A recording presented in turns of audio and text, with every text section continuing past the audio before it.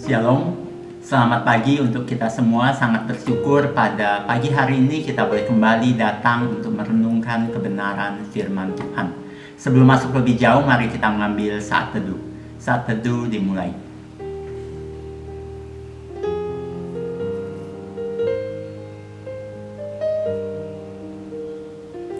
Saat teduh selesai, saat ini kita mau datang kepada Tuhan.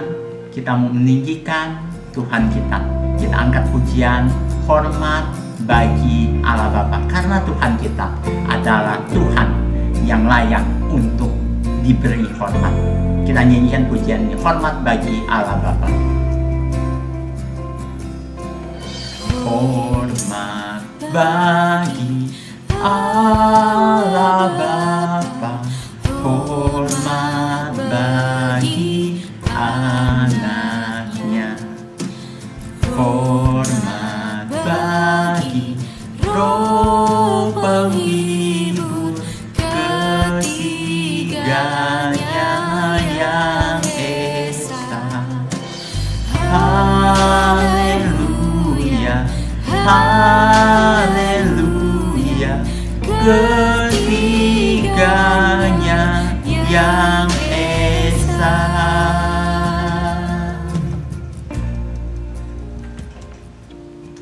Mari kita berdoa. Tuhan, kami mengucap syukur di hari ini kami boleh kembali datang untuk mempelajari firman-Mu. Dan kami serahkan proses pembelajaran firman Tuhan di pagi ini ke dalam tangan pimpinan Tuhan. Hanya di dalam nama Tuhan kami, Yesus Kristus, kami berdoa dan mengucap syukur. Amin. Saat ini kita sudah sampai kepada Kejadian 22. Kejadian pasalnya yang ke-22. Bapak akan baca beberapa ayat untuk kita semua. Kejadian 22 ayat 1 sampai ke-3. Kepercayaan Abraham diuji. Setelah semuanya itu, Allah mencoba Abraham. Ia berfirman kepadanya, Abraham. Lalu sahutnya, ya Tuhan, firman-Nya, ambillah anakmu yang tunggal itu, yang engkau kasihi, yakni Ishak. Pergilah ke tanah Moria dan persembahkanlah dia di sana sebagai korban bakaran pada salah satu gunung yang akan kukatakan kepadamu. Keesokan harinya, pagi-pagi bangunlah Abraham. Ia memasang pelana keledainya dan memanggil 2 orang bujangnya beserta Ishak anaknya. Ia membelah juga kayu untuk korban bakaran itu. Lalu berangkatlah ia dan pergi ke tempat yang dikatakan Allah kepadanya. Berbahagialah mereka yang membaca, merenungkan, terlebih lagi melakukan firman Tuhan di dalam hidup mereka.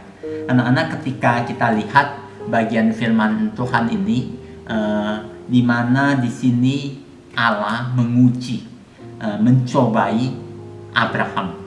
Pada waktu itu Tuhan sudah menggenapi janjinya memberi anak kepada Abraham di usia lanjutnya.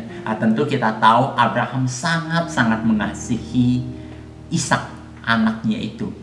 Setelah dinantikan sekian lama dan saat ini dia punya anak. Anak ini sangat dikasihi oleh Abraham. Tiba-tiba pada waktu itu Tuhan memberi salah satu perintah yang menggemparkan hati Abraham, di mana Tuhan meminta Abraham untuk mengorbankan Ishak, anak yang dikasihinya itu. Pada waktu itu mengorbankan anak merupakan sesuatu hal yang terjadi di bangsa Filistin pada waktu itu. Mereka bisa mengorbankan anak kepada Allah, orang Filistin. Namun di sini Tuhan meminta Abraham untuk mengorbankan Ishak yang diberikan kepada Tuhan kepada Abraham itu. Di sini kepercayaan Abraham akan Tuhan diuji. pada waktu itu kita melihat bagaimana Abraham, dia benar-benar melihat Tuhan, bukan hanya janji yang Tuhan berikan. Banyak orang lebih ke melihat janji. Tuhan berkata, saya akan memberi engkau sesuatu. Ketika Tuhan memberi barang itu, kita akan melihat barang ini sebagai hal utama, dan kita lupa dengan pemberi janji ini. Tapi Abraham tidak. Ketika Ishak telah diberikan Allah kepadanya, dia tetap tahu bahwa Ishak ini adalah pemberian dari Tuhan. Sehingga ketika Tuhan memintanya, dia rela memberi itu kepada Tuhan. Ini terlihat jelas di ayat ketiga, di mana dikatakan bahwa keesokan harinya, pagi-pagi benar Abraham berangkat tanpa ragu.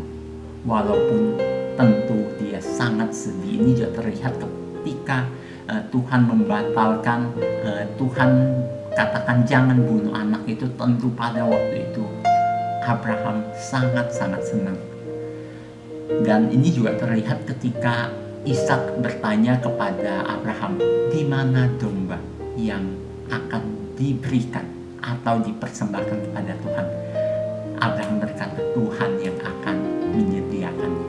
Nah, kita lihat di sini bagaimana Abraham, dia percaya kepada Tuhan.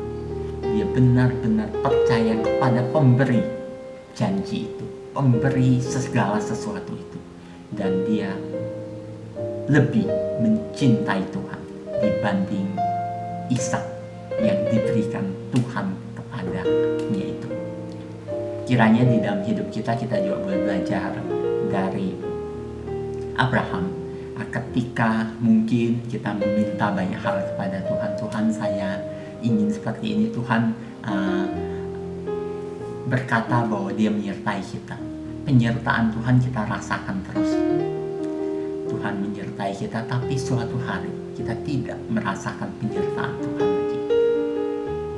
Apakah kita akan lari dari Tuhan dalam kondisi itu? Kiranya kita tidak lari dari Tuhan, karena yang kita lihat bukan apa yang Tuhan berikan, tapi Tuhan itu sendiri, pemberi janji itu yang kita pegang. Kiranya ini boleh menjadi berkat untuk kita semua. Di dalam hidup kita boleh benar-benar melihat kepada Tuhan, bukan kepada pemberiannya. Mari kita berdoa. Tuhan, kami mengucap syukur, kami berterima kasih di hari ini kami boleh kembali mempelajari firman-Mu. Bantu kami Tuhan, agar di dalam hidup ini kami boleh terus melihat kepadamu Tuhan. Dan kami serahkan segala hidup kami.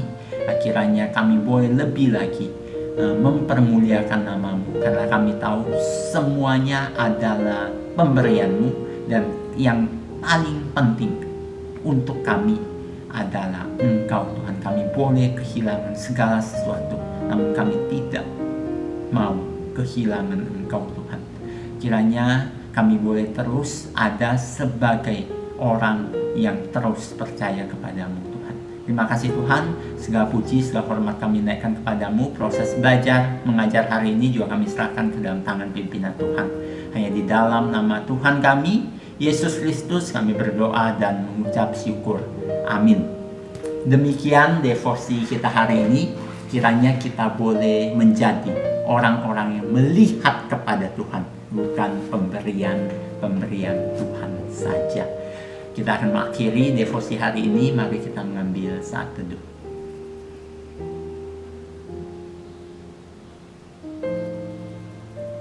Saat teduh selesai.